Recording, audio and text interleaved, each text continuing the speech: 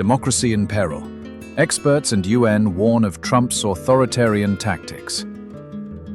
As Donald Trump waves the threat of the Insurrection Act and steps up his show of force, many experts, jurists, NGOs, and even international institutions are sounding the alarm. The specter of an authoritarian shift is no longer confined to opinion polls. It is now a tangible hypothesis in public debate.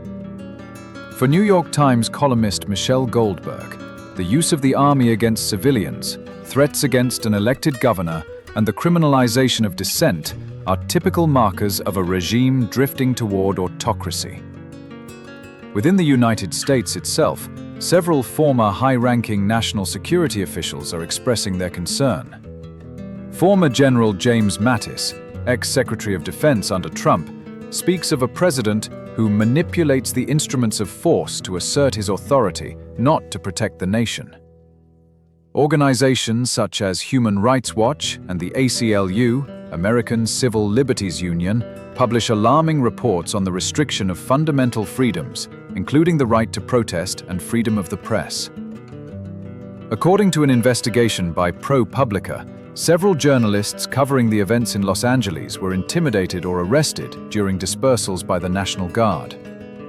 Internationally, the UN's reaction marked a diplomatic turning point. At a press briefing at its New York headquarters, the Office of the High Commissioner for Human Rights called on the United States to avoid any further militarization and to respect the fundamental rights of the civilian population.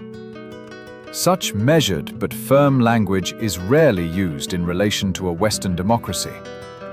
The European Union, meanwhile, has called for legal clarification on the basis of federal military interventions, while Canada refers to a concern shared by the entire G7.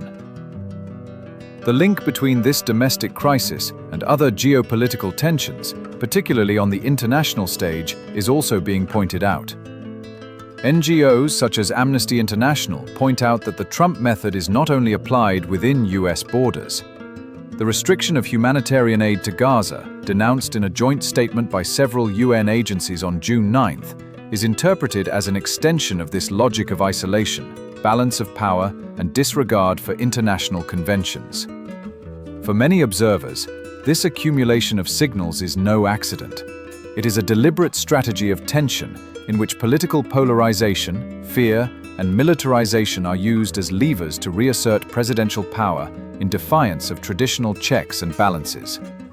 This scenario, theorized by certain Trumpist advisors such as Stephen Miller and John Eastman, is partly inspired by hybrid warfare manuals, in which the law is used to justify exceptional measures. American democracy, often held up as a model, thus finds itself under global observation, at a time when its own domestic legitimacy is wavering. And if the institutions still hold, their ability to contain this drift will depend on their resilience and the mobilization of civil society.